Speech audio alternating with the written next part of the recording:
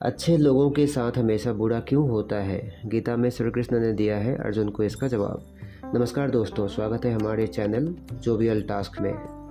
गीता सार, आपने महसूस किया होगा कि जो लोग अच्छे कर्म करते हैं वो परेशान रहते हैं, वही जो बुरे कर्म करते हैं वो खुशी से रहते हैं। अच्छे कर्म करने वाले परेशान होते हैं कि आखिर उन्हें इतनी परीक्षा क्यों देनी पड़ रही है, जबकि जो अधर्म की राह में चलते हैं वो खुश हैं और जिंदगी का मजा ले रहे हैं। अगर आपके मन में भी ये सवाल आया है तो आज हम आपको इसका जवाब देंगे, लेकिन उससे पहले वीडियो को लाइक करके चैनल को सब्सक्राइब कर दीजिए। ये जवाब वो है जो भगवत गीता में लिखा है, जो अर्जुन को सुना रहे हैं। भगवत गीता में वर्णित कथा के अनुसार जब भी अर्जुन के मन में कोई दुविधा होती थी तो वो श्री कृष्ण के पास पहुंच जाते थे। एक बार की बात है, अर्जुन भगवान श्री कृष्ण के समीप आकर कहा वो दुविधा में है और इसका जवाब सिर्फ आप ही दे सकते हैं। श्री कृष्ण ने पूछा कि क्या सवाल है।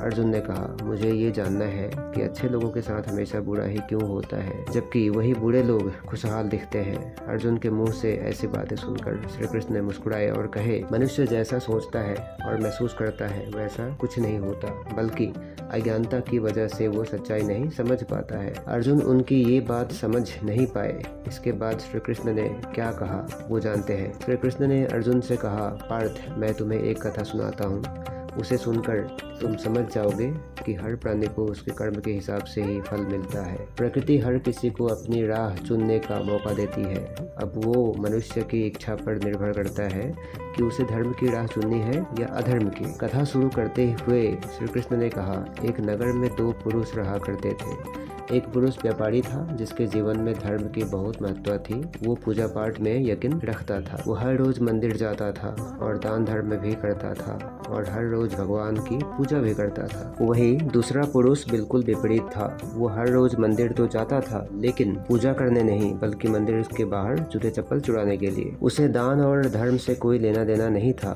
समय बीतता गया और एक दिन बहुत जोर की बारिश हो रही थी। इस वजह से मंदिर में पुजारी के अलावा कोई भी नहीं था। ये बात जब दूसरे पुरुष को पता चली तो उसने कहा कि ये सही मौका है मंदिर का धन चुराने के लिए। पंडित से नजर बचाकर उसने मंदिर का सारा धन चुरा लिया। उसी समय धर्म कर्म में विश्वास रखने वाला व्यक्ति भी मौजूद था।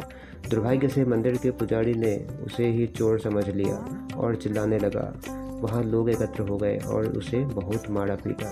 किसी तरह वो बचते बचाते वहाँ से निकला तो दुर्भाग्य ने उसका साथ वहाँ भी नहीं छोड़ा। मंदिर के बाहर वो एक गाड़ी से टकरा गया और घायल हो गया। फिर वो व्यापारी लंगड़ाते हुए घर जाने लगा तो रास्ते में उनकी मुलाकात उस पुरुष से हुई जिसने मंदिर से धन चुराया था। उसने कहा, आज तो मेरी किस्मत चमक गई, एक साथ इतना सारा धन मिल गया मुझे। ये सब देखकर उसे बहुत बुरा लगा और उसने अपने घर से भगवान की सारी तस्वीरें निकाल दी। कुछ सालों बाद दोनों पुरुषों की मृत्यु हो गई। मरने के बाद जब दोनों यमराज की सभा में पहुंचे और भले पुरुष ने दूसरे व्यक्ति को देखा तो उसे बहुत गुस्सा आया।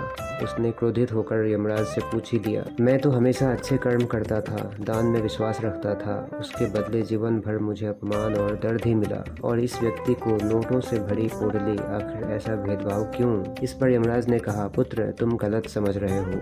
जिस दिन तुम्हारी गाड़ी से टक्कर हुई थी वो दिन तुम्हारे जीवन का आखिरी दिन था, परंतु तुम्हारे अच्छे कर्मों की वजह से तुम्हारी मौत सिर्फ एक छोटी सी चोट में बदल गई। तुम इस दुष्ट व्यक्ति के बारे में जानना चाहते हो। दरअसल इसके भाग्य में राजयोग था, मगर इसके कुकर्मों और अधर्म की वजह से वो सिर्फ एक छोटी सी धन की पोटली में बदल गया। कथा सुनाने के बाद श्री कृष्ण अर्जुन से कहते हैं, पार्थ, क्या अब तुम्हें तुम्हारे सवाल का जवाब मिल गया? ऐसा सोचना कि भगवान तुम्हारे कर्मों को नजरअंदाज कर रहे हैं, ये बिल्कुल भी सत्य नहीं है। भगवान हमें कब क्या किस रूप में दे रहा है मनुष्य को समझ में नहीं आता है, मगर आप अच्छे कर्म करते रहें तो भगवान की कृपा हमेशा बनी रहती है। इसलिए अपने अच्छे कर्मों को बदलना नहीं चाहिए, क्योंकि उसका फल हमें इसी जीवन में मिलता है। इसलिए मनुष्य का फर्ज है कि वो हमेशा अच्छे कर्म करते रहें, क्योंकि श्री कृष्ण ने गीता में भी बताया है कि किसी के द्वारा किया गया कर्म बेकार नहीं जाता है, चाहे वो अच्छा हो या बुरा। धन्यवाद।